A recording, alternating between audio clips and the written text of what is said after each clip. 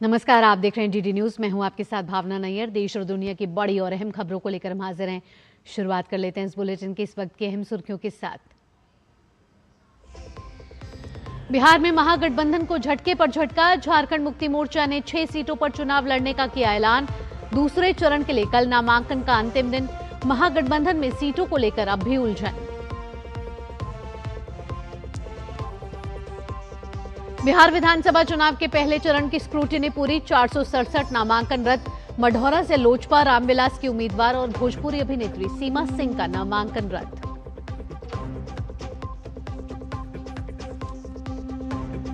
अयोध्या में आज भव्य दीपोत्सव की तैयारी। 28 लाख दिए से जगमग होगी रामनगरी। दिल्ली में 1.5 लाख दियों की रोशनी से जगमगा उठा कर्तव्य पथ।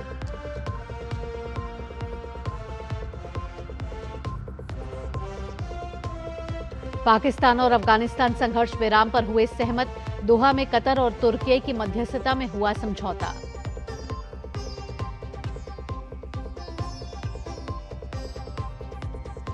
और भारत और ऑस्ट्रेलिया के बीच पर्थ में पहला वनडे मैच आज। शुभमन गिल की कप्तानी में मैदान में उतरेगी टीम इंडिया। और अब खबरें विस्तार से। आज पूरे देश में छोटी दीपावली का त्योहार मनाया जा रहा है। छोटी दीपावली को नरक चतुर्दशी, यम चतुर्दशी या फिर रूप चौदस के रूप में भी कहा जाता है। कार्तिक मास के कृष्ण पक्ष की चतुर्दशी तिथि को मनाए जाने वाले इस त्योहार में भगवान कृष्ण, मां काली और मृत्यु के देवता यम की पूजा की जाती है। दीपावली से एक दिन पहले होने के कारण इसे छोटी दीपावली भी कहा जाता है। आज के दिन दीपदान का विशेष महत्व होता है। विशेष तौर पर श्रद्धालु आज यम का दीपक लगाते हैं।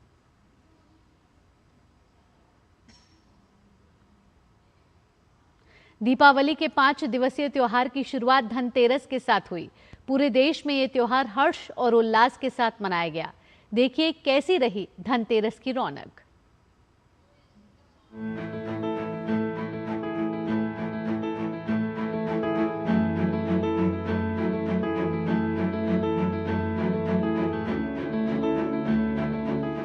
दीपावली दीपों की वो अद्भुत श्रृंखला है जो जमीन से लेकर आसमान तक हर कोने को रोशनी से भर देती है। ये पर्व सिर्फ दियों की चमक या सजावट का नाम नहीं, बल्कि एक गहरा भाव है। अंधकार पर प्रकाश की विजय, बुराई पर अच्छाई की जीत और निराशा में भी आशा की किरणें तलाशने का संकल्प। इस बार कुछ अलग अंदाज में लोगों की पहली पसंद बन रहे हैं मिट्टी के दिए, पीतल और कांसे के देसी बर्तन, स्थानीय कारीगरों के बनाए सजावटी सामान और हस्त निर्मित उपहार। लोकल फॉर वोकल अभियान का असर अब त्योहारों में भी झलकने लगा है। जो हमारे देश कारीगरों ने मिलकर बनाई हैं ये झालरें, इतनी मेहनत कर रहे हैं, जो इतनी सुंदर लग रही हैं, तो मैं ये झालरें बहुत उससे खरीदना चाहूँगी। इस बार दिवाली पे मैं चाहती हूँ मेरा घर पूरा स्वदेशी सामान से जगमगाए। प्रधानमंत्री नरेंद्र मोदी के आत्मनिर्भर भारत और लोकल फॉर वोकल आह्वान ने छोटे कारोबारियों को नई ताकत दी है। एक ओर जहां इंपोर्टेड सामान की चमक फीकी पड़ी है, वहीं दूसरी तरफ देसी कला और कारीगरों को मिल रही है नई पहचान। ग्राहक भी जागरूक हो गए हैं। पर्यावरण और परंपरा दोनों को ध्यान में रखते हुए अब वो टिकाऊ, स्थानीय और इको फ्रेंडली सामान को प्राथमिकता दे रहे हैं। हमारे प्रधानमंत्री जी ने भी बोला है स्वदेशी अपनाइए, तो हम अपने देश को आगे तरक्की करने के लिए स्वदेशी सामान का हमने खरीदारी करी है। आगे हम अपने जो हमारे प्रियजन लोग हैं उनको भी हम स्वदेशी सामान ही भेंट करेंगे। ये मैंने अपना इंडियन स्वीट्स स्वदेशी, बाहर का कुछ नहीं खरीदा है। त्योहारों की असली रौनक सिर्फ रोशनी और मिठाई नहीं, बल्कि उसमें छिपा भाव है जो जुड़ता है हमारी मिट्टी, हमारी संस्कृति और हमारे कारीगरों से। लोकल फॉर वोकल सिर्फ नारा नहीं, अब एक परंपरा बनता जा रहा है। धनतेरस का असली मतलब है समृद्धि की ओर पहला कदम, और इस बार ये कदम देश की इकोनॉमी को नई रोशनी दे रहा है। स्वदेशी उत्पादों की मिठास, जगमगाहट, रोशनी न सिर्फ आपके घर तक सीमित रहेगी बल्कि पूरे देश में फैलेगी। एक बार फिर डीडी न्यूज़ की तरफ से आप सभी को शुभ, आत्मनिर्भर और स्वदेशी दीपावली की हार्दिक शुभकामनाएं। कैमरा पर्सन राज के साथ मैं डॉक्टर सुयश शर्मा, डीडी न्यूज़, दिल्ली। अयोध्या आज दीपोत्सव के सबसे भव्य आयोजन के लिए पूरी तरह तैयार है। ये दीपोत्सव भारत के सांस्कृतिक और आध्यात्मिक पंचांग में एक महत्वपूर्ण अध्याय बनने जा रहा है। अयोध्या जल्द ही मिट्टी के लाखों दीपों से जगमगाएगी, जिससे पवित्र सरयू नदी के तट पर एक भव्य और दिव्य दृश्य देखने को मिलेगा। इसका आयोजन स्थानीय प्रशासन, सांस्कृतिक संगठनों और विशेष रूप से डॉक्टर राम मनोहर लोहिया अवध विश्वविद्यालय के सहयोग से किया जा रहा है। विश्वविद्यालय सूत्रों के अनुसार 60% से ज्यादा दीप पहले ही सजाए जा चुके हैं। सरयू नदी की एक भव्य आरती भी आयोजित की जाएगी। आरती का आयोजन जिला प्रशासन और नगर निगम द्वारा किया जा रहा है। आज शाम 5 बजे होने वाली आरती स्थल को नए घाट से लक्ष्मण घाट तक 11 क्षेत्रों में विभाजित किया गया है, जिसमें प्रत्येक क्षेत्र में 200 प्रतिभागियों के लिए स्थान है।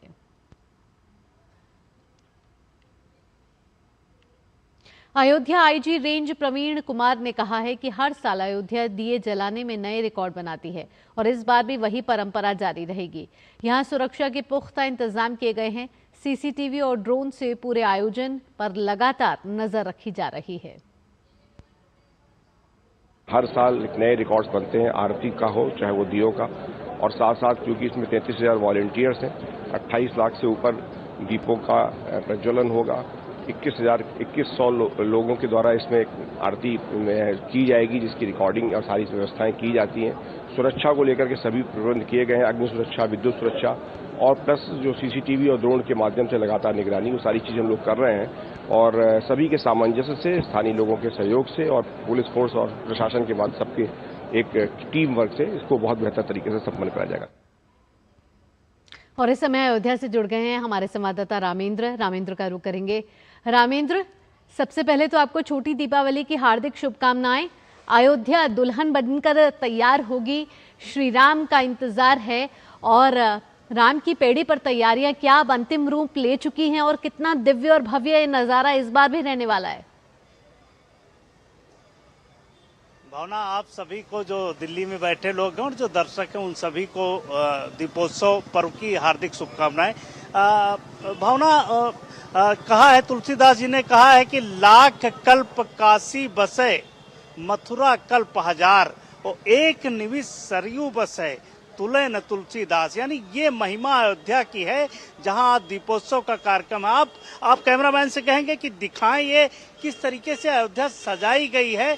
लगता है कि वास्तव में भगवान राम लंका विजय के बाद अयोध्या आने वाले हैं। ये तोरण द्वार बना हुआ है, जो राम मंदिर का गेट है, जिससे सभी श्रद्धालुओं की एंट्री होती है, उसको दिखाया जा रहा है कि किस तरीके से दीपावली, शुभ दीपावली के पर्व पर किस तरह सजाया गया है। इस तरह जो भगवान राम जी के जितने भी मंदिर के गेट हैं, उनको अलग अलग ऋषियों के नाम से सजाया गया है। पूरी अयोध्या को सजाया गया है। जो राम की पैड़ी है, उनके साथ जो अन्य घाट हैं, वहां लगभग दीपों को लगा दिया गया है। और जो इनकी बत्ती बनाई गई, वो कपूर से सनी हुई बत्ती बनाई गई है, जिससे 2-2.5 घंटे तक ये जलती रहे। तो अगर हवा भी तेज चले तो भी ये बुझने का नाम न ले, क्योंकि ये लौ पूरी दुनिया को आलोकित करेगी। ये भगवान राम की नगरी की लौ है, जिसको लेकर के बड़े लंबे समय से इंतजार था कि लौ प्रकाशित हो। और ये भगवान राम की जब हम बात करते हैं तो ये कोई अध्यात्म या आस्था से जुड़ा हुआ नहीं है। भगवान राम हमारी संस्कृति का पर्याय है और भगवान राम से ही पूरे भारत की संस्कृति चलती है। तो पूरी अयोध्या सजी हुई भावना, प्रयास करेंगे कि हम सभी पलों को आपको शाम तक दिखाते रहें, कि जो भी पल अयोध्या में जहां है वो हमारे दर्शक देखते रहें। साथ साथ रामेंद्र, क्या खास तैयारियां इस बार की गई हैं और कैसे इसे विशाल बनाया जाएगा? बिकॉज आज भी एक वर्ल्ड रिकॉर्ड बनने वाला है। बिल्कुल भावना, आप सही कह रही हैं। एक वर्ल्ड रिकॉर्ड बनने वाला, 26 लाख से अधिक दिए जलाए जाएंगे और लगभग 1100 ड्रोन से जो भगवान राम की आकृतियां हैं, भगवान राम की जो पूरी कलाकृतियां हैं उनको सजाया जाएगा और पूरी जो अयोध्या के घाट हैं वो सजाए गए हैं, जो लेजर शो है वो कराया जाएगा। तो इस तरीके से तमाम ऐसी छटाएं बिखरेंगी अयोध्या के इस पूरे तट पर कि आपको लगेगा कि यह अयोध्या वो अयोध्या नहीं है जिसकी कल्पना कभी लोग किया करते थे, जो राजनीतिक लोगों ने जिसका नाम लेना बंद कर दिया था। सरयू के घाट हो, राम की पैड़ी हो, जो सुंदर सजावट है और अयोध्या के लोग भी इसमें सब में समाहित हो रहे हैं, जुड़ रहे हैं।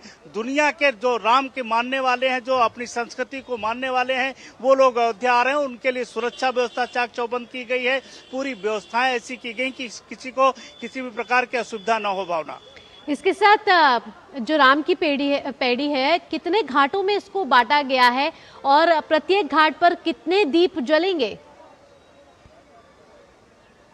देखिए 56 घाटों में इसको बांटा गया है और अलग अलग घाटों में जितना स्पेस था वो सारे दीप रखे गए हैं। 30 लाख से अधिक दीपों को सजाया जाना है। 26,01,100 दीप लगभग एक साथ जलाए जाएंगे, जो रिकॉर्ड बनेगा। उसके अलावा भी दीपों को सजाया गया है। जो राम मंदिर है उसके अंदर भी दीपों को सजाया गया है। पूरे राम मंदिर की छटा दीपों से आलोकित होगी। तो इस तरह पूरे अयोध्या के जो गलियां हैं, जो निवासी हैं यहाँ के, वो भी दीप प्रज्वलित करेंगे उस समय। तो पूरी अयोध्या देव दीपावली में जब भगवान राम लौटे होंगे उस तरह की दिखेगी। शायद भगवान राम भी अगर देख रहे होंगे अयोध्या को, तो जो उन्होंने कल्पना कभी की होगी कि हमारे आने पर क्या स्वागत करेंगे अयोध्यावासी, शायद उससे बेहतर स्वागत की तैयारियां यहाँ की गई। भावना, इसके साथ रामेंद्र, सुरक्षा की तैयारियां किस तरीके से की गई हैं? सीसीटीवी और ड्रोन से किस तरीके से इस पूरे आयोजन को कवर किया जाएगा? देखिए, अयोध्या हाई सिक्योरिटी जोन है और इसको 3 लेयर सिक्योरिटी में बांटा जाता है। और आप जान लीजिए कि इसका जो कंट्रोल रूम है, एक काल पर पूरी अयोध्या लॉक हो सकती है, ना कोई बाहर जा पाएगा ना कोई अंदर आ पाएगा। पुलिस का पहरा है, पैरामिलिट्री फोर्सेस को लगाया गया है, कमांडोज को लगाया गया है, स्नाइपर्स को तैनात किया गया है, ड्रोन से सुरक्षा की जा रही है, सीसीटीवी लगाया गया है। तो सुरक्षा का इस तरीके से बंदोबस्त किया गया है कि कोई भी यदि अयोध्या में एंट्री करता है तो किसी कैमरे की नजर से नहीं बचेगा। वो किसी न किसी जगह आएगा और सुरक्षा जो कर्मी हैं, जो कंट्रोल रूम से बात कर रहे हैं, वो भी देखेंगे और जो सड़क पर खड़े हैं वो भी देखेंगे। तो सुरक्षा का इस तरीके से पूरा चाक चौबंद व्यवस्था की गई। भावना, इसके साथ जो वॉलंटियर्स की मदद ली जा रही है उनकी संख्या कितनी है? क्योंकि एक वर्ल्ड रिकॉर्ड बनेगा तो कहीं ना कहीं इन वॉलंटियर्स की भी QR कोडिंग होगी। रामेंद्र, बिल्कुल QR कोडिंग है और 30,000 से अधिक वॉलंटियर हैं जो कल से ही दीपों को सजा रहे हैं और लगातार काम कर रहे हैं। इनको वहीं सारी व्यवस्थाएं दी जा रही हैं और सुबह से फिर एक बार काम शुरू कर दिया गया है। तो वॉलंटियर की संख्या, जो पूरे स्कूल्स हैं, जो बाकी वॉलंटियर्स हैं, उनको इस तरीके से कोडिंग की गई, एक एक को नंबर दिया गया है कि कोई दूसरा वॉलंटियर के रूप में वहां न जा पाए। और उनको ट्रेंड किया गया कि कैसे एक साथ दीपों को जलाना है, किस तरह जल्दी दीपों को जलाना है। तो वो वॉलंटियर को ट्रेंड किया गया। वॉलंटियर सारे 56 घाटों में काम कर रहे हैं। सबको अलग अलग जिम्मेदारी बांटी गई है कि किस तरीके के दीपों को प्रज्वलित करेंगे। भावना, इसके साथ क्योंकि आज अयोध्या नगरी सजकर तैयार है एक बार फिर से और इसका नवा संस्करण है, तो अगर पिछले कुछ संस्करणों की बात करें तो इस बार कितना अलग है ये? रामेंद्र, देखिए भावना, आपको बताएं कि 5 अगस्त को जब प्रधानमंत्री यहाँ लैंड किए थे और शिलान्यास किया गया था, तब से लेकर अयोध्या चरणबद्ध तरीके से आगे बढ़ रही है। शायद ये अवसर प्रभु श्री राम ने उन लोगों को दिया जो नैतिक रूप से पावन है और जिनकी संस्कृति में विश्वास है, आस्था है। उन लोगों ने इस राम मंदिर में निर्माण में अपनी राजनीतिक रूप से महत्वपूर्ण भूमिका अदा की है। उसमें प्रधानमंत्री नरेंद्र मोदी है, योगी आदित्यनाथ है। तब से चरणबद्ध तरीके से आप देखिए, हर बार रिकॉर्ड बनता है अयोध्या में, लेकिन इस बार उससे आगे बढ़ रही है। अयोध्या दुनिया को दिखाना चाह रही कि हम अनवरत बढ़ते रहेंगे, क्योंकि अयोध्या का नाम ही, अयोध्या कभी समाप्त नहीं हुई। मां सरयू के तट पर तो अनवरत बढ़ती हुई अयोध्या आगे बढ़ती रहेगी। ये संदेश दे रही है अयोध्या यहाँ कि हम भारत के जो लोग हैं वो निरंतरता में विश्वास रखते हैं। तो अयोध्या भी निरंतरता और गति से आगे बढ़ रही है। तो आज एक और नया रिकॉर्ड बनेगा। रिकॉर्ड पहले भी बने हैं, लेकिन एक नए रिकॉर्ड की तरफ अयोध्या बढ़ रही है। भावना, सरयू तट पर इस समय किस तरीके की तैयारियां की गई हैं? क्योंकि एक विशेष आरती का आयोजन है और मंत्रोच्चारों और वेदाचार्यों के जरिए इस पूरे आयोजन को और भव्य बनाने की तैयारी है इस बार। रामेंद्र, देखिए, सरयू के जितने तट हैं उनमें सब एक साथ लोग खड़े होंगे और 21,000 लोगों की व्यवस्था की जा रही कि लगभग इतने लोग खड़े हों और एक साथ आरती करें। तो जो ध्वनि विस्तारक यंत्र है वो लगाए गए हैं, साउंड लगाए गए हैं और जो मंत्रोच्चार होगा उस पर लोग आरती करेंगे। इस तरीके की व्यवस्था की गई है। तो उसकी कल भी शाम को एक प्रैक्टिस के तौर पर चीजें तय की गई हैं। आज उसको नए सिरे से किया जाएगा, क्योंकि आज देव दीपावली है, आज का पर्व है। तो मुख्यमंत्री यहाँ रहेंगे, राज्यपाल महोदय यहाँ रहेंगी, तो इस तरीके से उनकी उपस्थिति में सारा कार्यक्रम होगा। 11 बजे करीब झांकियां निकलेंगी, जो भगवान राम की झांकियां हैं वो निकाली जाएंगी। इसी रामपथ से निकलती हुई रामकथा पार्क पहुंचेंगे, वहां मुख्यमंत्री उनका राज्याभिषेक करेंगे। उसके बाद राम की पैड़ी का कार्यक्रम शाम को शुरू होगा, जहां पहले दीपोत्सव होगा, फिर लेजर शो होगा, ड्रोन शो होगा। तो जनता को उसके बाद रामलीला, जो अलग अलग देशों की रामलीलाएं हैं वो प्रदर्शित की जाएंगे। तो इस तरीके से पूरी प्रक्रिया बनाई गई है कि आदमी आए और यहाँ बंधा रहे, वो रात 12 बजे तक जब जाए तब तक वो राम की शरण में ही रहे, राम के जो गुण हैं उन्हीं के आसपास केंद्रित रहे। इस तरीके की व्यवस्था भावना की गई है। बिल्कुल, आज जगमगा उठेगी अयोध्या राम नगरी श्री राम के आगमन के लिए। आप जुड़े रहिए रामेंद्र हमारे साथ। लेकिन सुबह का नज़ारा अयोध्या में आज कैसा देखने को मिला है, ये तस्वीरें भी हम अपने दर्शकों को दिखा देते हैं। अयोध्या के अगर हनुमानगढ़ी मंदिर की बात की जाए तो सुबह से ही भक्तों की लंबी कतारें यहाँ लगी हुई हैं। बड़ी संख्या में लोग मंदिर पहुँच रहे हैं। मंदिर में पहुँचे लोगों ने बजरंग बली की पूजा की है। मंदिर परिसर में भक्ति में माहौल देखने को मिल रहा है। मंदिर में भक्तों की सुविधा के लिए सभी इंतजाम किए गए हैं। तो कतारबद्ध तरीके से यहाँ श्रद्धालु हनुमानगढ़ी मंदिर पहुंच रहे हैं और भारी भक्तों की भीड़ यहाँ दिख रही है। प्रसाद और हाथ में माला उन्होंने पकड़ी हुई है। एक बार फिर रामेंद्र के पास चलेंगे। रामेंद्र, आप हमें सुबह सुबह की तस्वीरें अयोध्या की दिखा रहे हैं, बेहद ही भव्य नजर आ रही हैं, अलौकिक नजर आ रही हैं और ये पूरा माहौल ही आज श्रद्धा में से भरा हुआ है, क्योंकि आज दीपोत्सव होने वाला है और साथ ही साथ दीपोत्सव के साथ एक वर्ल्ड रिकॉर्ड भी बनने वाला है। राज्य सरकार की तरफ से किस तरीके की मदद मिल रही है रामेंद्र? देखिए, राज्य सरकार यहाँ जो पूरी तैयारियां हैं वो राज्य सरकार के नेतृत्व में होती है और मुख्यमंत्री स्वयं इसको मॉनिटर करते हैं। अयोध्या का एक एक जहाँ कुछ बनना है, जैसे ये कहा गया कि जो अयोध्या लोग आ रहे हैं वो क्या लेके जाए, सेल्फी पॉइंट बनाए गए कि आप यहाँ से अयोध्या की तस्वीरें लेकर जाइए। अयोध्या आपके मन में बसनी चाहिए।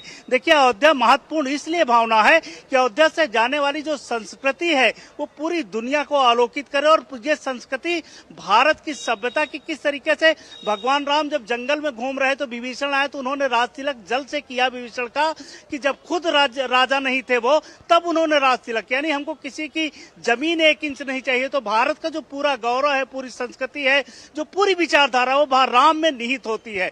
तो ये पूरी प्रदेश सरकार इस प्रयास में है कि जो यहाँ आए वो भगवान राम को आत्मसात करें, उनकी विचारधारा को यहाँ से ले जाए। रामायण के जो तमाम प्रसंग हैं उनको प्रदर्शित किया गया। जगह जगह जो यहाँ कलाकार हैं वो अभिव्यक्ति की प्रस्तुति करेंगे। तो इस तरीके से राज्य सरकार ने व्यवस्था की है और मुख्यमंत्री स्वयं मॉनिटर कर रहे हैं उस सारी चीजों को। भावना, बिल्कुल, आज अयोध्या में दीपोत्सव होने वाला है, भव्य और दिव्य होने वाला है, साथ ही साथ विशाल होने वाला है। कई यहाँ से वर्ल्ड रिकॉर्ड बनते हुए नजर आएंगे। लेकिन जो अलौकिक छटा यहाँ बिखरी है इस समय, वो इस समय देखने लायक है, अद्वितीय लग रही है। और रामेंद्र, आज पूरा दिन आपसे बातचीत होती रहेगी। फिलहाल तमाम जानकारियों के लिए आपका बहुत बहुत धन्यवाद। तो दिल्ली की बात कर लेते हैं। दिल्ली में भी कुछ अयोध्या जैसी छटाई देखी गई कल। दिल्ली में पहली बार उत्तर प्रदेश के अयोध्या की तरह भव्य दीपोत्सव मनाया गया।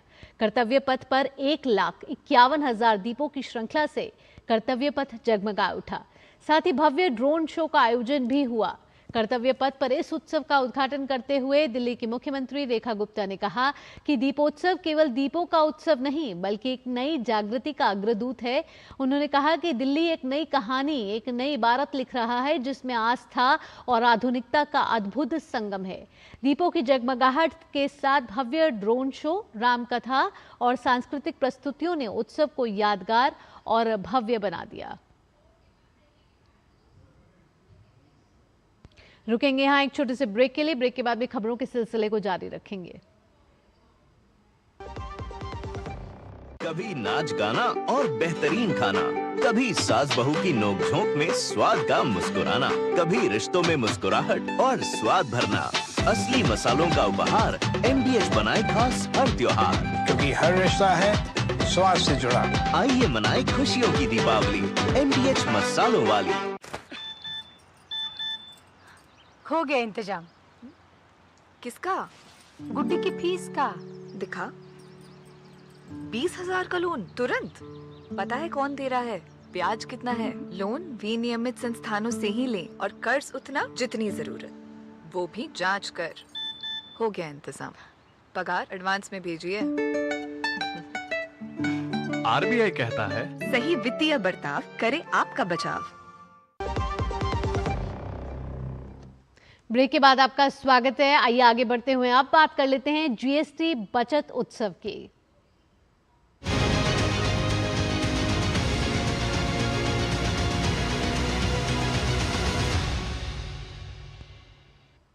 जीएसटी की दरों में कटौती को लगभग 1 महीना पूरे होने वाला है। पिछले महीने 22 सितंबर को नेक्स्ट जनरेशन जीएसटी सुधार लागू हुए थे।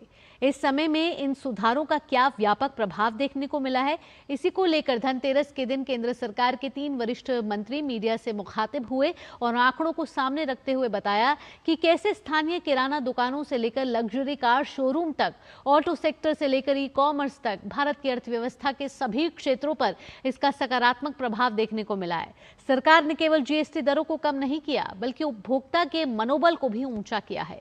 सरकार ने यह सुनिश्चित किया है कि प्रत्येक परिवार इस त्योहारी मौसम को अधिक बचत, अधिक विकल्प और खरीदारी के अधिक अवसरों के साथ मनाए और ये आगे भी जारी रहे। केंद्र सरकार के 3 वरिष्ठ मंत्रियों की तरफ से जीएसटी बचत उत्सव पर संयुक्त प्रेस कॉन्फ्रेंस की गई। वित्त मंत्री निर्मला सीतारमण ने कहा कि जीएसटी दरों में कटौती का लाभ 22 सितंबर से आम आदमी को मिलना शुरू हो गया है।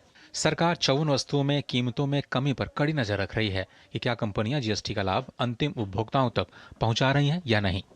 जीएसटी कटौती के बाद ऑटो कंपनियां, इलेक्ट्रॉनिक्स और एफएमसीजी कंपनियों की बिक्री में खासी बढ़त हुई। वित्त मंत्री ने बताया कि कुछ मामलों में जीएसटी दरों में उम्मीद से अधिक कटौती का लाभ उपभोक्ताओं को मिला है। पहले दिन ही टेलीविजन सेट्स की बिक्री में 30 से 35% की वृद्धि हुई, जबकि एयर कंडीशन सहित कई उपभोक्ता सामानों की बिक्री बढ़ी। Rate reductions, bringing down the slabs 4 to 2 and looking at simplification of the process for the new registrant who will come in for GST registration or for those who are filing their returns every month.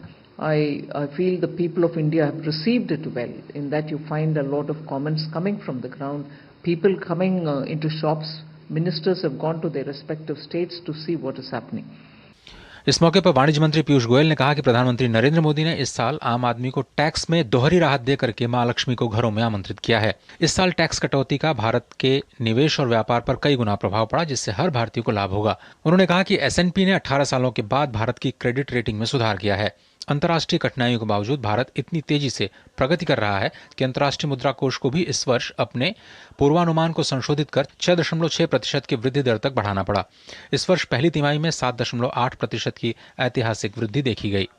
8 वर्षों में सबसे कम महंगाई 1.5% पिछले महीने देखी गई। हम सब ने देखा कि 17-18 वर्षों के बाद S&P ने भारत की रेटिंग रिवाइज करी और स्टेबल आउटलुक रखते हुए भारत को एक नॉच ऊपर किया। इस मौके पर सूचना और प्रसारण मंत्री अश्विनी वैष्णव ने कहा कि नवरात्रि में इलेक्ट्रॉनिक्स वस्तुओं की रिकॉर्ड बिक्री हुई। इलेक्ट्रॉनिक्स में करीब 20 से 23% तक अधिक बिक्री देखने को मिली है। अश्विनी वैष्णव ने कहा कि इस साल भारत में अमेरिका को स्मार्टफोन निर्यात में अपने पड़ोसी देश को भी पीछे छोड़ दिया है। उन्होंने कहा कि कुछ सबसे बड़ी कंपनियों का 20% विनिर्माण अब भारत में ही हो रहा है। भारत के दूसरे सेमीकंडक्टर प्लांट ने पिछले हफ्ते ही उत्पादन शुरू कर दिया है। इस वर्ष अधिक मांग की वजह से भारत में निवेश बढ़ने की भी संभावना है। केंद्रीय मंत्री ने कहा कि इस बात की बहुत संभावना है कि इस साल खपत में 10% से ज्यादा की वृद्धि होगी, जिसका अर्थ है कि पिछले वर्ष की तुलना में 20 लाख करोड़ रुपए की अतिरिक्त खपत होने की संभावना है। इस साल यूएस, जो कि बहुत बड़ा एक कंज्यूमर मार्केट है, यूएस को जो स्मार्टफोन्स जाते थे उसमें India has surpassed our neighbour in supplying, in exporting smartphones to United States. ये बहुत बड़ा एक अचीवमेंट है अपने कंट्री के लिए। जीएसटी सुधार 22 सितंबर 2025 से लागू है। इन सुधारों के तहत विभिन्न वस्तुओं और सेवाओं पर कर दरों में कटौती की गई है, जिससे आम नागरिकों को बड़ी राहत मिली। इसी वर्ष बजट में आयकर छूट की सीमा को भी बढ़ाकर 12 लाख रुपए करने का ऐलान किया गया। जाहिर है जीएसटी कलेक्शन बढ़ने और तेजी से बढ़ती अर्थव्यवस्था का लाभ जीएसटी दरों में कमी के रूप में सीधे आम जनता को मिला है। मोदी सरकार के इस फैसले से खपत और मांग में इजाफा भी होगा और आम आदमी को बचत भी। शैलेंद्र मिश्र के साथ अजय मिश्र, टीडी न्यूज, दिल्ली। केंद्र सरकार लगातार वोकल फॉर लोकल को बढ़ावा दे रही है। बॉलीवुड अभिनेत्री माधुरी दीक्षित एक वीडियो के जरिए वोकल फॉर लोकल और स्वदेशी कारीगरों को प्रमोट कर रही हैं।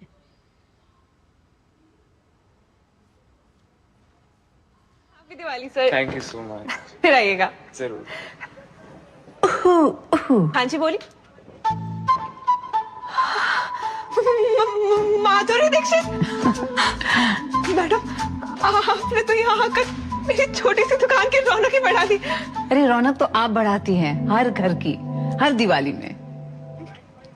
आपके साथ सेल्फी तो बनती है। मेरे साथ? आइए ना, आइए। दिवाली लाइट्स का असली star, queen light house, Rajpur road, Dehradun. Diwali में जो हमारे घर को सजाते हैं, जो हमें स्वादिष्ट पकवान खिलाते हैं, जो हमारी दिवाली को खास बनाते हैं, उनके साथ एक सेल्फी तो बनती है। एक ही मंत्र, वोकल फॉर लोकल। उस प्रोडक्ट के साथ या उस कारीगर के साथ सेल्फी नमो ऐप पर मेरे साथ शेयर करें। मैं उनमें से कुछ पोस्ट को सोशल मीडिया पर शेयर करूंगा ताकि दूसरे लोगों को भी वोकल फॉर लोकल की प्रेरणा मिले। टीवी कलाकार रूपाली गांगुली भी त्योहारी सीजन में वोकल फॉर लोकल को बढ़ावा दे रही हैं। एक वीडियो के जरिए उन्होंने देश के कारीगरों को वोकल फॉर लोकल का संदेश दिया है। थोड़ी करो ना। नमस्कार दादा, केमन आছেন? रूपाली गांगुली जी, अरे बाबा, आपके आने से तो मेरे दुकान का शान बढ़ गई।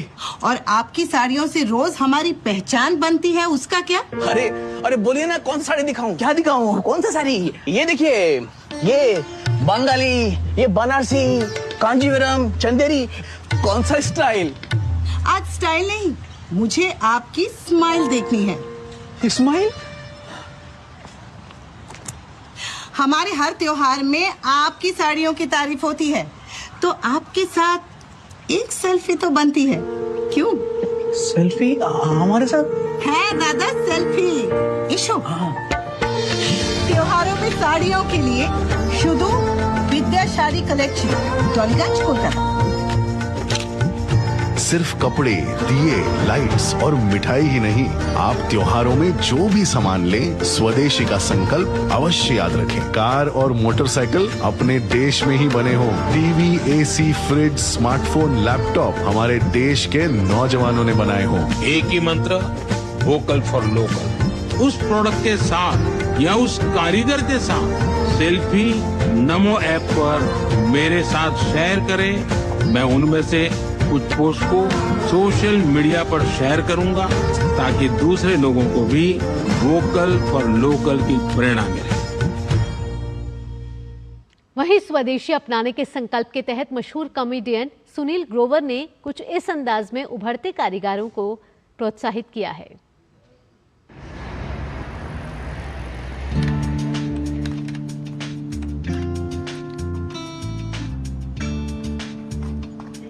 सुनील ग्रोवर सर, आप मेरी शॉप में? बताए सर, किसके लिए गिफ्ट चाहिए? मुझे अपने लिए खास गिफ्ट चाहिए। क्या गिफ्ट दूँ सर? देखिए, आप बोलिए घी। जी? घी? घी घी घी घी घी। अपने गिफ्ट से हर दिवाली को हैप्पी दिवाली बनाने वाली happy gift shop, Gomti Nagar, Lucknow. आप हर साल अपने गिफ्ट से सबकी दिवाली स्पेशल बनाती हैं, तो आप सबसे खास स्टार हुई ना। आपके साथ एक सेल्फी तो बनती है। सिर्फ कपड़े, दिए, लाइट्स और मिठाई ही नहीं, आप त्योहारों में जो भी सामान लें, स्वदेशी का संकल्प अवश्य याद रखें। कार और मोटरसाइकिल अपने देश में ही बने हों। TV, AC, fridge, smartphone, laptop हमारे देश के नौजवानों ने बनाए हों। एक ही मंत्र, वोकल फॉर लोकल। उस प्रोडक्ट के साथ या उस कारीगर के साथ सेल्फी नमो ऐप पर मेरे साथ शेयर करें। मैं उनमें से कुछ पोस्ट को सोशल मीडिया पर शेयर करूंगा ताकि दूसरे लोगों को भी वोकल फॉर लोकल की प्रेरणा मिले।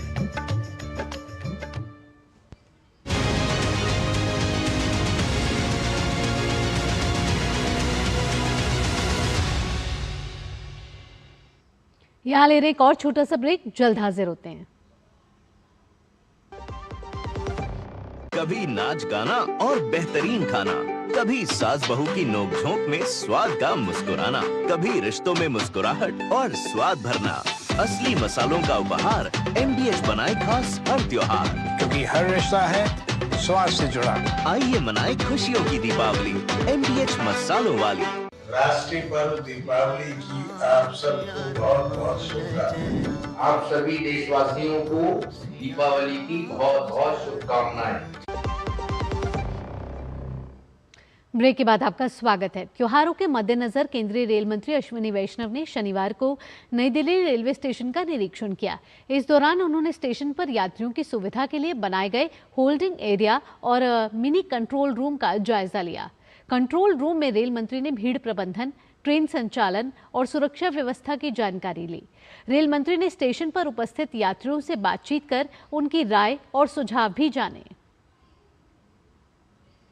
आज आपने यहाँ पर विजिट किया, रेलवे की एक लंबे समय से तैयारी चल रही थी, कैसा लगी आपको ये तैयारी?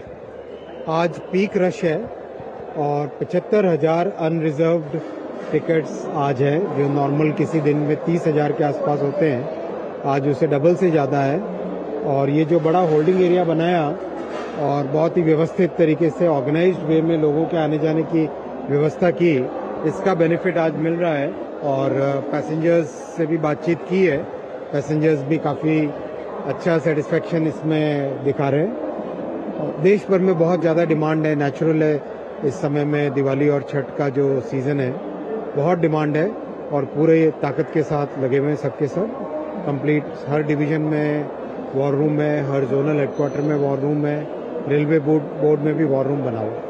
सर बात की जाए, चाहे मैं आनंद विहार रेलवे स्टेशन गया, गाजियाबाद रेलवे स्टेशन गया, रेलवे की बेहतरीन तैयारियां दिखी, लोग खुश नजर आए। किस तरीके का रेलवे को फीडबैक मिल रहा है, आपके पास कैसा फीडबैक आ रहा है? पीक आज से स्टार्ट हुआ है, एक्चुअली 15 तारीख से स्टार्ट हुआ था, आज पीक पे पहुंचा है और करीब करीब 2 नवंबर तक इसका पीक रहेगा, इसलिए लगातार तैयारी करनी पड़ेगी। शुक्रिया हमसे बातचीत करने के लिए। ये थे हमारे साथ रेल मंत्री, जिनका कहना है कि अभी उन्हें लगातार तैयारी करनी पड़ेगी क्योंकि पीक आज से शुरू हुआ है। कैमरा पर्सन आलोक के साथ निशांत राय, DD न्यूज, दिल्ली। दीपावली पर दिल्ली में ग्रीन पटाखों को चलाने की अनुमति मिलने के बाद राजधानी के लोग खुश हैं।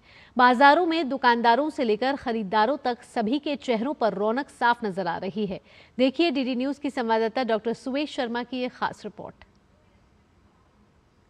दिल्ली वासियों की ये दिवाली बेहद खास है क्योंकि इस बार सुप्रीम कोर्ट ने दिल्ली वासियों को दीप जलाने के साथ साथ ग्रीन पटाखे जलाने की भी अनुमति दे दी है।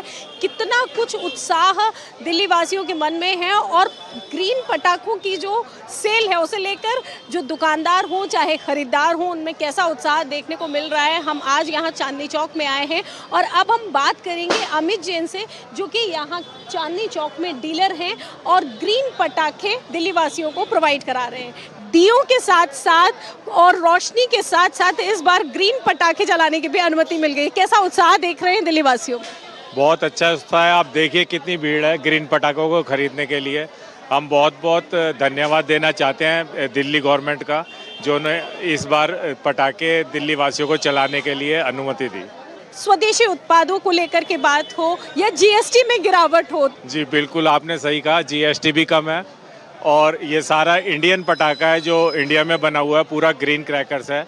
इसका पॉल्यूशन भी बेहद कम है और इस बार बहुत उत्साह से बहुत लोग दिवाली मनाएंगे, सब लोग पटाखे चलाएंगे और पॉल्यूशन भी बहुत कम होगा। हम यहाँ पे जो लोग पटाखे खरीद के जा रहे हैं उनसे भी बात करेंगे। इस बार खुशी दोगुनी है। जहाँ हम लोग सोचते थे हमारे ही पर पे रोक लगी जाती है हमेशा, हम पटाखे नहीं फोड़ सकते, ये नहीं कर सकते, पॉल्यूशन होता है। ग्रीन पटाखों से ये है कि हमारा वातावरण भी शुद्ध रहेगा और जो गवर्नमेंट का इनिशिएटिव है वो भी एज इट इज उनका काम करेगा। दिल्ली में पटाखे चलाना ये अपने आप में बेहद बड़ी बात है। नहीं, इस बार लोगों को बहुत खुशी होगी कि जो कोर्ट ने जो ऑर्डर निकाले कि 3 डेज के लिए जो बम सेल करने के लिए बोला है, उससे काफी लोग खुश है और लोगों की भीड़ बढ़ती ही जा रही है इसके लिए प्रति। ये बाजार पहले मेन पटाखों का माना जाता था, केजरीवाल के आने से ये सारा बाजार बंद हो गया था। और हमारी मुख्यमंत्री रेखा गुप्ता जी ने आपके दिल्ली वासियों के लिए पटाखे खोलकर उन्होंने बहुत बड़ा त्योहार उपलक्ष्य में दिया हमें, हमारे बच्चे त्योहार मना सकेंगे। ये सारे ग्रीन पटाखे, नो पोल्यूशन नो उसका, छोटे छोटे बच्चों की आइटम है। केजरीवाल ये भी नहीं बेचने देता था, ये सारे बिना पोल्यूशन वाले पटाखे हैं, नो फ्री नो उसके। बेहद खुशी होती है जब हम दीपावली पूरे मन और उत्साह के साथ मनाते हैं। हाँ बच्चे, कहाँ से आए हैं आप?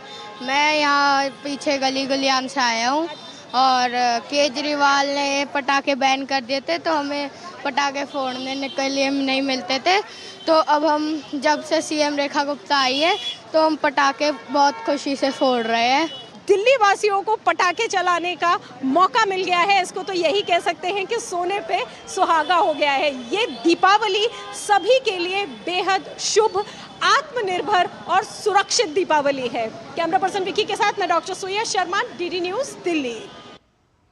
बिहार विधानसभा चुनाव की बात कर लेते हैं। उससे ठीक पहले महागठबंधन को झारखंड के मुख्यमंत्री हेमंत सोरेन ने बड़ा झटका दे दिया है। एक तरफ महागठबंधन में सीट शेयरिंग को लेकर कुछ भी साफ नहीं हो पा रहा, तो दूसरी तरफ झारखंड मुक्ति मोर्चा के प्रमुख ने ऐलान कर दिया है कि बिहार के 6 सीटों पर पार्टी उम्मीदवार उतारेगी। झामुमो जिन 6 सीटों पर प्रत्याशी उतारेगी उसमें चकाई, धमदाहा, कटोरिया, मनिहारी, पीरपैती और जमुई शामिल है। जेएमएम के केंद्रीय महासचिव और प्रवक्ता सुप्रियो भट्टाचार्य ने कहा कि झारखंड मुक्ति मोर्चा ने 2024 के झारखंड विधानसभा चुनाव में राजद को 6 सीटें दी थी, जिनमें 4 उम्मीदवार जीते और एक को महत्वपूर्ण विभाग के साथ कैबिनेट मंत्री बनाया गया था। साथ ही उन्होंने कहा कि झामुमो सब कुछ बर्दाश्त कर सकता है, लेकिन सम्मान से समझौता नहीं। बिहार विधानसभा चुनाव में मुख्य मुकाबला एनडीए और महागठबंधन के बीच है। एनडीए में बीजेपी, जेडीयू, लोजपा, रामविलास, हम और रालोमो है, और महागठबंधन की बात करें तो इसमें राजद, कांग्रेस, वामदल और वीआईपी शामिल हैं। एक और एनडीए में सीट बंटवारे के मसले को समय रहते सुलझा लिया गया और उम्मीदवारों का भी ऐलान हो गया है, तो दूसरी तरफ महागठबंधन में अब तक सीट बंटवारे पर उलझन बनी हुई है। कल दूसरे चरण का नामांकन का अंतिम दिन है और दूसरे चरण में भी महागठबंधन में सीटों का बंटवारा नहीं होने के कारण कई सीटों पर घटक दलों द्वारा उम्मीदवार उतारे जाने की संभावना है। पहले चरण की कई सीटों पर राजद और कांग्रेस दोनों ने उम्मीदवार उतारे हैं, जिससे एनडीए के लिए लड़ाई आसान हो गई है। कांग्रेस ने बिहार विधानसभा चुनाव के लिए 5 उम्मीदवारों की तीसरी सूची कल जारी की। पार्टी ने 16 अक्टूबर को 48 और 17 अक्टूबर को 1 उम्मीदवार और कल 5 उम्मीदवारों के नाम घोषित किए। इस तरह से 243 सदस्यों वाली विधानसभा के लिए कांग्रेस अब तक 54 उम्मीदवारों के नाम घोषित कर चुकी है। कांग्रेस ने नरकटियागंज से शाश्वत केदार पांडे, किशनगंज से मोहम्मद कामरूल होदा, कस्बा से मोहम्मद इरफान आलम, पूर्णिया से जितेंद्र यादव और गया टाउन से मोहन श्रीवास्तव को टिकट दिया है। कांग्रेस ने शुक्रवार को जाले सीट से ऋषि मिश्रा को टिकट देने की घोषणा की थी। बिहार विधानसभा चुनाव के पहले चरण के 121 विधानसभा क्षेत्रों में नामांकन करने वाले प्रत्याशियों के नामांकन पत्रों की जांच कल पूरी हो गई। विभिन्न जिलों के जिला निर्वाचन अधिकारियों द्वारा भारत निर्वाचन आयोग की वेबसाइट पर अपलोड की गई सूची के अनुसार शाम 9 बजे तक कुल 467 नामांकन करने वाले प्रत्याशियों का नामांकन पत्र रद्द कर दिया गया है। पहले चरण में कुल 1976 नामांकन पत्र वैध पाए गए। पहले चरण में प्रत्याशियों के नाम वापसी की अंतिम तिथि 20 अक्टूबर है। सभी की निगाहें इस पर टिकी हुई हैं कि कौन कहां से नाम वापस लेता है। बिहार विधानसभा चुनाव में पहले चरण में सारण जिले की मंढौरा विधानसभा सीट से एनडीए को मतदान से पहले ही बड़ा झटका लगा है। एनडीए समर्थित लोजपा रामविलास को उम्मीदवार और भोजपुरी अभिनेत्री सीमा सिंह का नामांकन रद्द हो गया है। कागजात में कमियां और तकनीकी त्रुटियां मिलने के कारण नामांकन पत्र रद्द कर दिया गया है। भोजपुरी फिल्म जगत की जानी मानी अभिनेत्री सीमा सिंह ने हाल ही में लोजपा रामविलास से टिकट पर मढ़ौरा से चुनाव लड़ने के लिए नामांकन दाखिल किया था। इस घटनाक्रम से मढ़ौरा सीट पर चुनावी समीकरण में बदलाव की संभावना बढ़ गई है। वहीं लोजपा रामविलास पार्टी के अध्यक्ष चिराग पासवान के अनुसार कुछ चूक हो गई थी, जिसे जल्द ही सुधार लिया जाएगा। चुनाव आयोग में हम लोगों ने उसका रिप्रेजेंटेशन दिया है। मुझे लगता है एक हल्की सी चूक की वजह से संभवतः ये विषय इस तरीके से उठ के आया है। मुझे उम्मीद है कि आने वाले एक आध दिनों में इसको भी सुलझा लिया जाएगा। और इस समय पटना से हमारे संवाददाता कुमार आलोक जुड़ गए हैं। कुमार का रुख करेंगे। कुमार, बिहार चुनाव में सरगर्मियां अब और तेज होती जा रही हैं। कल दूसरे चरण के नामांकन का आखिरी दिन है, लेकिन इससे पहले महागठबंधन में क्या चल रहा है? जेएमएम अलग होती हुई नजर आ रही है। 25 साल में सिर्फ एक विधायक उनका बना, लेकिन फिर भी ज्यादा सीटों की मांग और अब अलग से सीटों पर लड़ने की तैयारी। देखिए, महागठबंधन में स्थिति बहुत ही विकराल रूप ले लिया है। खासकर अगर कहें कि कांग्रेस, आरजेडी और एक सीपीआई-एमएल को छोड़ दिया तो बाकी सारी पार्टियां महागठबंधन के अंदर एक द्वंद्व चल रहा है। और द्वंद्व का नतीजा ये है कि खुद आरजेडी के नेता जो ऑफ द रिकॉर्ड कह रहे हैं कि जिस तरीके से हमने तैयारी की थी महागठबंधन ने भारतीय जनता पार्टी और एनडीए के खिलाफ लड़ने की, एक तरह से हम उसको वॉकआउट दे रहे हैं, एनडीए को वॉकआउट दे रहे हैं। जिस आप देखें कुटुंबा सीट है, कुटुंबा सीट में वहां पे कांग्रेस के प्रदेश अध्यक्ष राजेश इस्लाम लड़ रहे हैं चुनाव। वहां पे आरजेडी के तेजस्वी यादव इतने खफा है कांग्रेस के रवैये से कि उन्होंने कुटुंबा सीट पर आरजेडी के सुरेश पासवान को वहां पर कहा कि आप चुनाव लड़िए, आप आज वो कल वो नामांकन करेंगे। उसी तरीके से उदय नारायण चौधरी एक बहुत बड़े नेता है, विधानसभा में स्पीकर रह चुके हैं, वो सिकंदरा से चुनाव लड़ रहे हैं। तो सिकंदरा में वहां पर आरजेडी ने अपना उम्मीदवार दे दिया है। बहुत सारी ऐसी सीटें हैं जहां आरजेडी कांग्रेस आमने सामने है, कहीं पर आरजेडी वीआईपी है, कहीं पर कांग्रेस और सीपीआई आमने सामने है। तो एक तरह से भ्रम की स्थिति पैदा हुई है। और यही आपने देखा कि शिवराज सिंह का जो नामांकन रद्द हुआ है, 467 उम्मीदवारों का नामांकन रद्द हुआ है। इतनी अफरा तफरी हुई यहाँ पर नामांकन दाखिल करने में। तो आज भी झारखंड मुक्ति मोर्चा मतलब 2 सीटों मांग रहे थे, क्योंकि 2 सीटों वहां पर आदिवासियों के लिए रिजर्व है। वहां पर भी तेजस्वी से बात नहीं बनी। तो हेमंत सोरेन की पार्टी यहाँ पर 6 सीटों पर चुनाव लड़ रही है। तो एक तरह से कहें कि पहला जो राउंड होता है उसमें एनडीए ने एक बहुत बड़ी बढ़त बनाई है, खासकर महागठबंधन पर। और महागठबंधन के अंदर कोई भी ऐसा नेता नहीं है जो इस विषम परिस्थितियों में वो संभाल सके, चाहे वो राज्य के तेजस्वी यादव हो, चाहे लालू यादव हो, चाहे राहुल गांधी हो, चाहे और जो महागठबंधन के नेता है, वो इन स्थितियों को जो एक तरह से विद्रोह की स्थिति बनी हुई है हर दल में महागठबंधन के, और उसको संभालने के लिए एक सामान्य जो नेता होना चाहिए था वो इनके पास नहीं होता दिख रहा है। इसके साथ साथ एनडीए के खेमे में अभी क्या चल रहा है? क्योंकि एक उम्मीदवार जो चिराग पासवान की पार्टी का था उसका नामांकन रद्द कर दिया गया है। ऐसे में अब एनडीए के खेमे में साथ ही साथ स्टार प्रचारक भी उतर रहे हैं धीरे धीरे अब बिहार की धरती पर। देखिए, स्टार प्रचारक धीरे धीरे नहीं उतर रहे हैं। ये परसों से ही स्टार प्रचारक जो भी है, अमित शाह ने छपरा में कार्यक्रम किया, देवेंद्र फडणवीस उतरे, मोहन यादव जो मध्य प्रदेश के मुख्यमंत्री है वो आए यहाँ पर, राजस्थान के मुख्यमंत्री आए, और लगातार उनका जो आज भी कई कार्यक्रम है भारतीय जनता पार्टी के और एनडीए के जो स्टार प्रचारक है वो यहाँ पर कंपेनिंग कर रहे हैं। लेकिन अभी तक हम अगर बात करें महागठबंधन की, तो महागठबंधन की तरफ से कोई भी ऐसा नाम नहीं आ रहा है जो स्टार प्रचारकों का जो यहाँ पर बिहार में विजिट कर रहे हैं। बिल्कुल, महागठबंधन की तो आलोक कहीं ऐसी हालत है कि मुख्यमंत्री का चेहरा तो अब आप छोड़ ही दीजिए, सीट बंटवारे पे उलझन सुलझ नहीं रही। बिल्कुल, महागठबंधन में जो स्थिति अगर पिछले 2020 का विधानसभा चुनाव देखेंगे तो एक तरह से सम्मानजनक वहां पर स्थिति हुई थी सीटों के बंटवारे को लेकर के। लेकिन इस बार तो हद ही हो गई है। अभी तक अपने आज तक अगर कहें कि सीटों का जो बंटवारा है हर जगह उथल पुथल है, हर चीज पर उथल पुथल है। कांग्रेस को अपनी औकात नहीं पता है, आरजेडी बोल रही, मैं नहीं बोल रहा, आरजेडी बोल रही है। कांग्रेस बोल रही है कि आरजेडी को उसकी औकात नहीं पता है। और इन सब के बीच में अगर हम कहें तो एक डिसिप्लिन पार्टी है यहाँ पर सीपीआई-एमएल ने अपना 21 सीट पे उम्मीदवार खड़े किए और उसने कहीं भी अपने महागठबंधन के उम्मीदवारों के खिलाफ अपना उम्मीदवार नहीं दाखिल किया है। लेकिन अगर और वामपंथी पार्टी की बात करें, सीपीआई की बात करें, हम सीपीएम की बात करें, तो सीपीआई और सीपीएम ने भी महागठबंधन के प्रत्याशियों के खिलाफ अपने प्रत्याशी डाले हैं। अब सीपीआई और सीपीएम की क्या यहाँ पर बिहार में कितनी जड़ें हैं, कितना उनका बेस है, ये तो वही जाने। लेकिन अगर ये राजद के साथ गठबंधन नहीं करेंगे, सीपीआई सीपीएम चाहे कांग्रेस ही क्यों ना हो, तो इनका कोई वजूद नहीं है, इनका कोई संगठन नहीं है। जी आज फिर एक बार कल बैठक नहीं हो पाई महागठबंधन के नेताओं की, लेकिन आज सूत्रों के अनुसार माना गया है कि 2 बजे के करीब में महागठबंधन के बड़े नेता मिलकर बैठेंगे और इस स्थिति को कैसे नियंत्रण में लिया जाए उस पर विचार करेंगे। बहुत बहुत धन्यवाद कुमार, तमाम जानकारियां पटना से हमारे दर्शकों तक पहुंचाने के लिए। आगे बढ़ेंगे। भारत के चंद्रयान 2 ऑर्बिटर ने एक बड़ी उपलब्धि हासिल की है। इसके एक वैज्ञानिक उपकरण चेस 2 यानी कि चंद्रास एटमॉस्फेरिक कॉम्पोजिशन एक्सप्लोरर 2 ने पहली बार सूर्य से निकलने वाले कोरोनल मास इजेक्शन का चंद्रमा पर पड़ने वाला असर देखा है। चेस 2 से मिले डेटा से ये पता चला है कि कोरोनल मास इजेक्शन चंद्रमा से टकराया तो चंद्रमा के दिन वाले हिस्से बहुत पतले वायुमंडल, जिसे एक्सोस्फीयर भी कहा जाता है, का कुल दबाव बढ़ गया। ये दबाव 1000 गुना से भी ज्यादा बढ़ गया था। ये बात पहले के वैज्ञानिक मॉडलों से मेल खाती है जिन्होंने ऐसे असर की भविष्यवाणी की थी।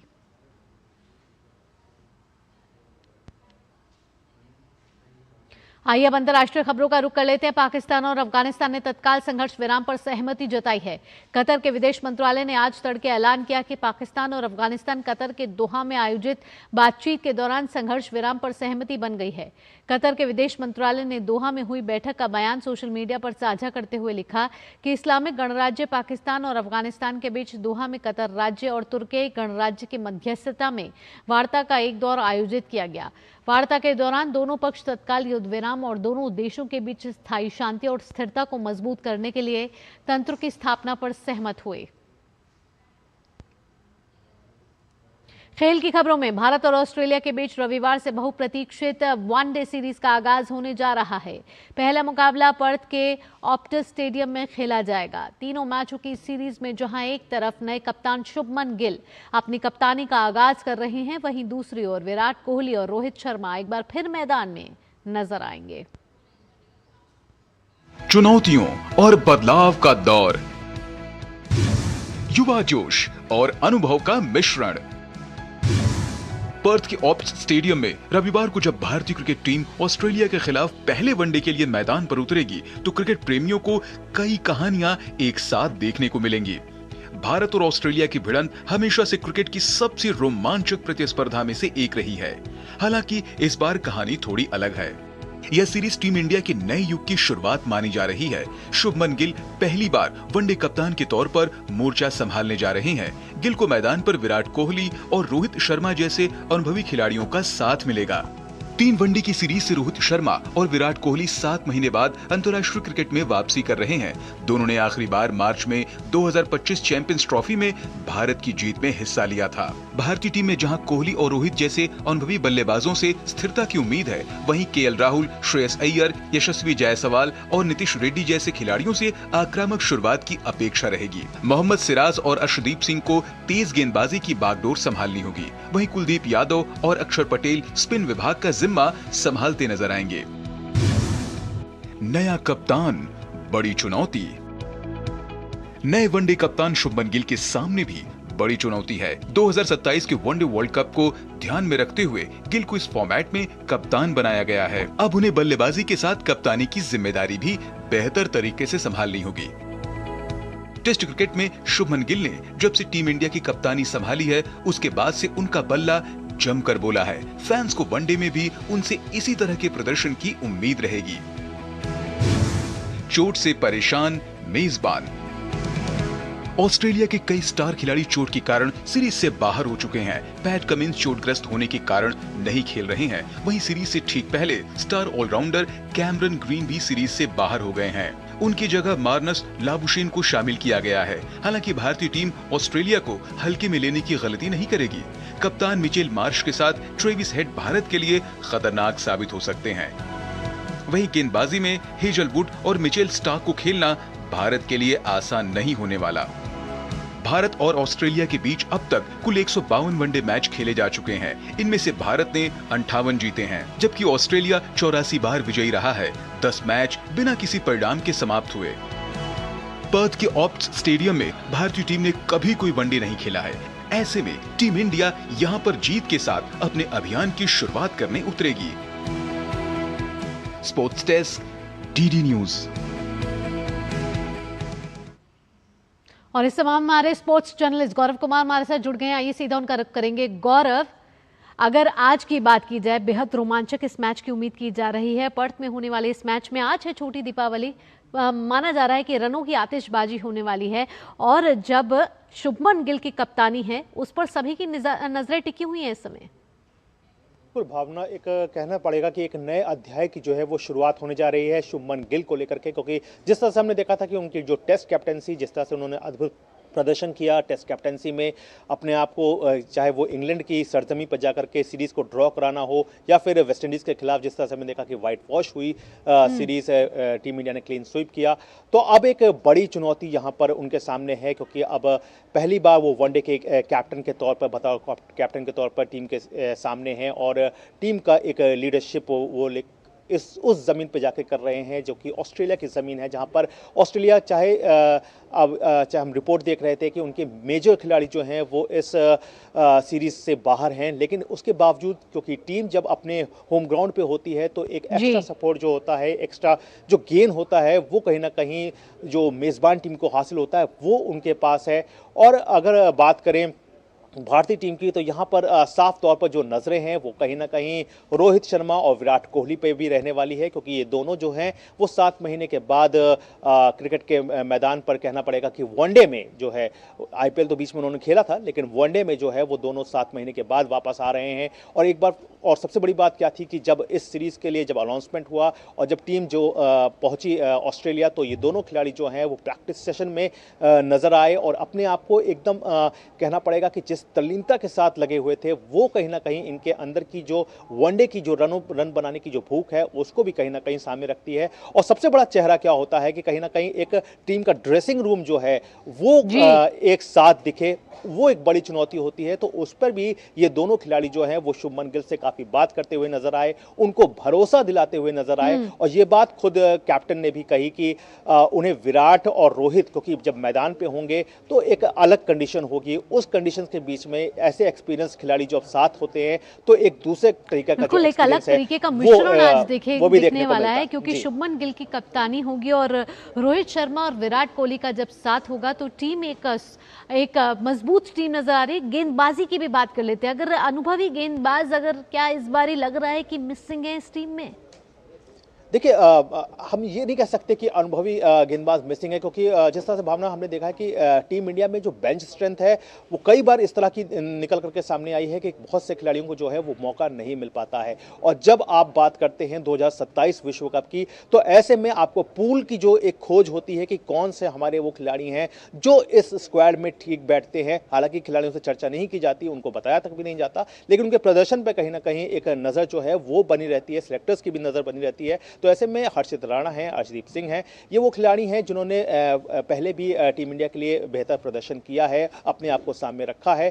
तो जिस तरह से T20 में ये खिलाड़ी जो है वो लगातार अच्छा करते आए हैं, तो कहीं ना कहीं अब वनडे के लिए भी एक ये खोज जो है वो कहीं ना कहीं सामने है। और इस पर टीम जो है वो सबसे ज़्यादा वर्कआउट जो है वो कर रही है, क्योंकि एक बैलेंस जो है वो चाहिए। और अच्छी बात क्या है कि भारतीय टीम के लिए अगर बात करें तो टीम ने अब तक इस साल 8 वनडे मैच खेले हैं और सभी मैच में जो है वो भारत ने जीत हासिल की हुई है। तो बिल्कुल आज देखना होगा कि किस तरीके से भारत और ऑस्ट्रेलिया का मैच आगे बढ़ेगा। सुबह भारतीय समय अनुसार 9 बजे से मैच शुरू हो रहा है। फिलहाल गौरव, तमाम जानकारियों के साथ आपका बहुत बहुत धन्यवाद। रुकेंगे एक छोटे से ब्रेक के लिए, जल्द हाजिर होते हैं। कभी नाच गाना और बेहतरीन खाना, कभी सास बहू की नोक-झोंक में स्वाद का मुस्कुराना, कभी रिश्तों में मुस्कुराहट और स्वाद भरना। असली मसालों का उपहार MDH बनाए खास हर त्योहार, क्योंकि हर रिश्ता है स्वाद से जुड़ा। आइए मनाए खुशियों की दीपावली MDH मसालों वाली। आइए अब बात कर लेते हैं महिला क्रिकेट की भी। महिला क्रिकेट विश्व कप में आज भारत और इंग्लैंड के बीच मुकाबला होने वाला है और ये मैच इंदौर के होलकर स्टेडियम में खेला जाएगा। इंग्लैंड का पिछला मैच बारिश में धुल गया था, वहीं भारत को अपने पिछले 2 मुकाबलों में हार का सामना करना पड़ा है। भारतीय टीम विश्व कप के सेमीफाइनल के दौर में बनी हुई है और इसके लिए भारत को आज का मुकाबला जीतना बेहद जरूरी है।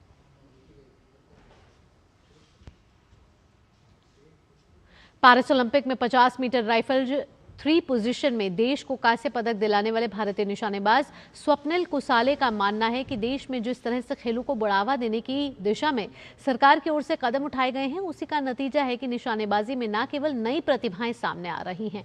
आपको छोड़े जा रहे हैं इस खास बातचीत के साथ। फिलहाल के लिए मुझे दीजिए अनुमति। अगला कार्यक्रम आप देखने वाले हैं टोटल हेल्थ, मेरी सहयोगी किरण भारद्वाज के साथ। फिलहाल के लिए दीजिए अनुमति। नमस्कार।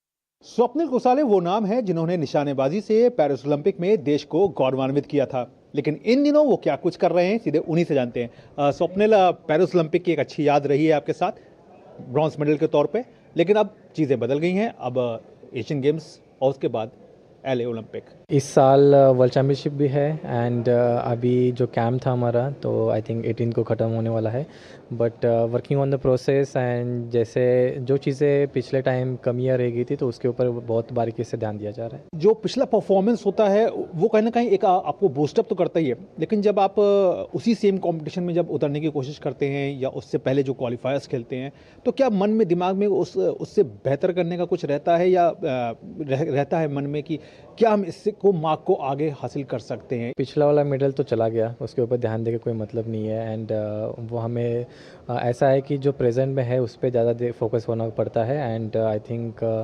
जो चीज़ें अभी हाथ में है तो उसके ऊपर वर्क करके हम जो मैच कंपटीशन होता है उसको अच्छे से प्ले करते हैं।